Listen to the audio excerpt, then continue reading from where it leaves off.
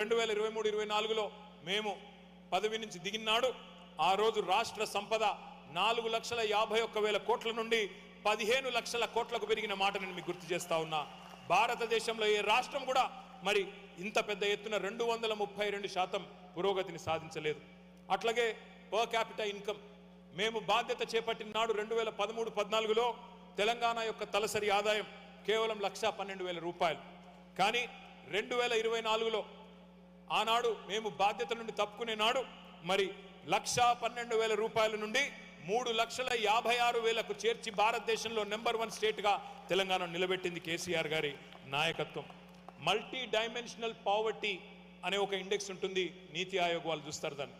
2015-16లో తెలంగాణలో multi dimensional poverty 13.18%. కానీ 2023-24లో 13.18% నుండి మల్టీ డైమెన్షనల్ పావర్టీ 3.76%కి తగ్గింది. కేవలం 8 ఏళ్లలోనే 10% పేదరిక నిర్మూలన జరిగింది అంటే ఇది తెలంగాణలో తప్ప ఇంకెక్కడ కూడా భారతదేశంలో జరగలేదు. అప్పుల మీద శాస్త్రీయమైన అవగాహన లేని వాళ్ళు, ఆర్థిక విజ్ఞానం లేని వాళ్ళు, తెలివి తక్కువ వాదనలు చేసే వాళ్ళు కొంతమంది ఉంటారు. అప్పు చేసి మనం పప్పు కూడా తినలేదు. అప్పు చేసి ఆర్థిక చక్రాన్ని తిప్పి ఆదాయాన్ని పోగు చేసి ఈ రాష్ట్రానికి, రాష్ట్రంలోని పేదలకు, రాష్ట్రంలోని ప్రజలకు సంపద సృష్టించాం. తెలంగాణ ఆర్థిక క్రమశిక్షణ తప్పలేదు, మితిమీరి అప్పులు చేయలేదు. కేంద్ర ప్రభుత్వమే చెప్తున్నది అప్పుల్లో 28 రాష్ట్రాల్లో మనది 24వ ర్యాంక్, అంటే పైనుంచి 24 కింది నుంచి 6వ ర్యాంకు. బ్రహ్మాండమైన ఆర్థిక క్రమశిక్షణ మనకున్నది. కానీ ఇవాళ కొంతమంది తప్పుడు మాటలు మాట్లాడుతూ ఉన్నారు. కానీ మనం ఎన్నడూ కూడా చీకట్లో బాణం వేసే పని చేయలేదు, చేయకూడని అప్పు చేయలేదు, చేయకూడని తప్పు అంతకంటే చేయలేదు. మూస పద్ధతుల్లో ముందుకెళ్ళలేదు.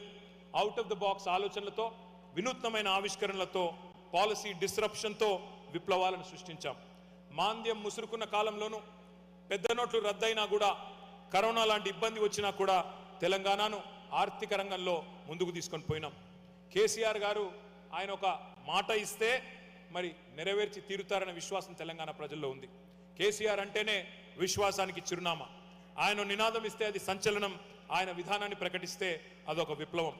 ఉద్యమ బాటలో ఆనాడు నేను ఉద్యమ బాట వీడితే నన్ను రాళ్లతో కొట్టి చంపండి అని చెప్పినా, లేదా నిరాహార దీక్ష కూర్చున్నప్పుడు కేసీఆర్ చచ్చుడో తెలంగాణ వచ్చుడో అని చెప్పినా, లేదా ఆంధ్రప్రదేశ్ రాష్ట్రం నుండి నేను ఢిల్లీకి పోతున్నా మళ్ళీ తిరిగి తెలంగాణ గడ్డ మీదనే కాలు పెడతానని చెప్పినా, అది కేసీఆర్ గారి యొక్క ఆత్మవిశ్వాసానికి, ఆయన మీద ఉన్న నమ్మకానికి, ప్రజల మీద ఉన్న నమ్మకానికి ఒక నిదర్శనం.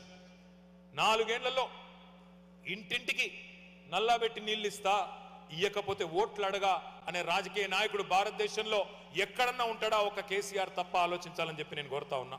అట్లాగే మరి ఎన్నో కార్యక్రమాలు, 1-2 కాదు. మీకు తెలుసు, రాష్ట్రం ఏర్పడ్డ కొత్తలో ఆనాడు కరెంటు కోతలతో ఆగమాగమైపోయే పరిస్థితి. కానీ కేవలం 6 నెలల కాలంలో విద్యుత్ సమస్య తీర్చడమే కాకుండా 7,700 మెగావాట్ల కెపాసిటీ ఉండే తెలంగాణని ఇవాళ 20,000 మెగావాట్ల కెపాసిటీకి చేర్చింది కేసీఆర్ గారి నాయకత్వం. వచ్చే సంవత్సరం నాటికి అది పెరిగి 25,000 మెగావాట్లకు చేరబోతా ఉన్నది. మీరందరూ ఇక్కడ అమెరికాలో ఉన్నారు, మీకు పవర్ కట్లు అంటే తెలియదు. కానీ భారతదేశంలో ఉన్న మీ చుట్టాలను కానీ మీ బంధువులను కానీ 2014కు పూర్వం పరిస్థితి ఏందో అడిగితే, ముఖ్యంగా రైతన్నలను అడిగితే మీకు తెలుస్తుంది. ఎట్లా అసలు 3 గంటలు కూడా కరెంటు లేని రోజులు ఎన్ని రోజులు ఉండేదో మీకు కూడా గుర్తుకొస్తుంది. తెలంగాణ వచ్చినాడు తలసరి విద్యుత్ వినియోగం అంటే పర్ క్యాపిటా పవర్ కన్జంప్షన్ కేవలం 1,196 యూనిట్లు. అదే 9 ఏళ్లు తిరిగేసరికి 1,196 యూనిట్ల విద్యుత్ కన్జంప్షన్ పెరిగి 2,398 యూనిట్లకు చేరిన విషయాన్ని నేను మీకు గుర్తు చేస్తా ఉన్నా. తెలంగాణలో వ్యవసాయ విస్తరణ ఎంత జరిగిందో, పరిశ్రమలు ఎంత పెరిగినాయో, ఏ రకంగా విద్యుత్ వినియోగం పెరిగిందో దీన్ని బట్టే మనం చెప్పొచ్చు. ఇవాళ మీకు నేను ఇంకొక మాట కూడా నేను గుర్తు చేస్తా ఉన్నా.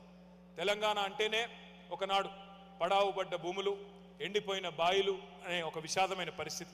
కానీ కేసీఆర్ గారు 1-2 కాదు, విప్లవాత్మకమైన ఇరిగేషన్ ప్రాజెక్టులు, అద్భుతమైన ప్రాజెక్టులు, మరి సర్కారు తుమ్మలు మొలిచిన కాకతీయ కాలువలో ఆగకుండా 6 నెలలు నీళ్లు పారినాయి అంటే, ఇప్పుడు అన్న చెప్పిన గోరేటెంకన్న చెప్పిన తుంగతుర్తి, సూర్యాపేట, కోదాడ, అదేవిధంగా డోర్నకల్లు, మహబూబాబాద్ ప్రాంతాలకు కూడా నీళ్లు వచ్చినాయి అంటే దానికి కారణం ప్రపంచంలోనే అతి పెద్దదైన లిఫ్ట్ ఇరిగేషన్ ప్రాజెక్టు కాళేశ్వరం అనే మాట నేను గుర్తు చేస్తా ఉన్నా.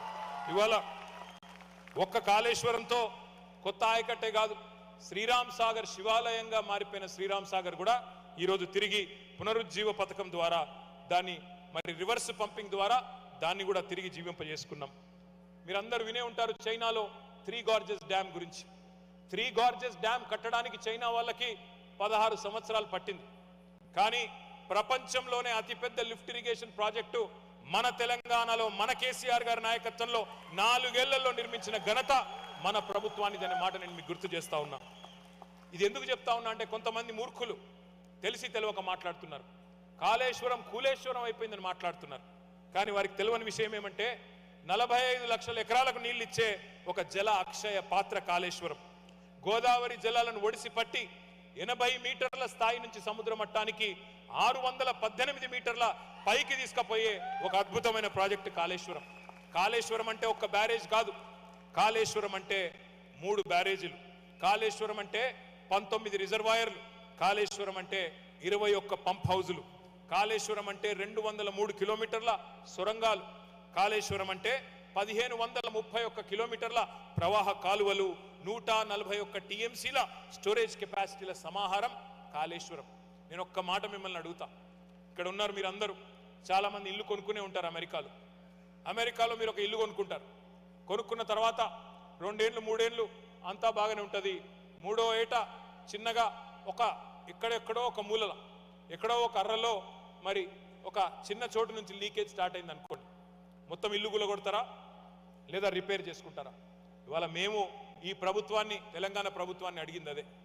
371 పిల్లర్లుండే 3 బరాజీల్లో 2 పిల్లర్లకు ఏదో నష్టం జరిగితే మొత్తం ప్రాజెక్టే కూలిపోయింది, ప్రాజెక్టే వృధా అయింది అని చెప్పి వృధా ప్రయాసపడుతున్న ప్రభుత్వానికి తెలంగాణ రైతుల తరపున, తెలంగాణ ప్రజల తరపున, మొత్తం ప్రపంచంలో ఎక్కడ ఉన్న తెలంగాణ వారి తరపునైనా వెంటనే వారికి చెప్పేది, ఈ బద్నాం క్యాంపెయిన్ ఆపండి, ఈ విష ప్రచారం ఆపండి, ఉన్న అద్భుతమైన ఈ జల అక్షయ పాత్రను సద్వినియోగం చేసి మీ చప్పట్లతో తెలంగాణ ప్రభుత్వాన్ని కోరుతున్నాం, వెంటనే తిరిగి దాన్ని ముందుకు తీసుకొని పోవాలని కోరుతా ఉన్నాం.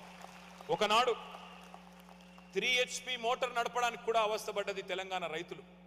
3 HP మోటార్ కూడా నడిచే పరిస్థితి లేదు తెలంగాణలో ఒకనాడు, తెలంగాణ రాష్ట్రం ఏర్పడక ముందు. అట్లాంటి తెలంగాణలో ఇవాళ 140 మెగావాట్ల బాహుబలి పంపులు గర్జించి అటు పాలమూరు రంగారెడ్డి ఎత్తిపోతల పథకంలో కానీ ఇటు కాళేశ్వరం పథకంలో కానీ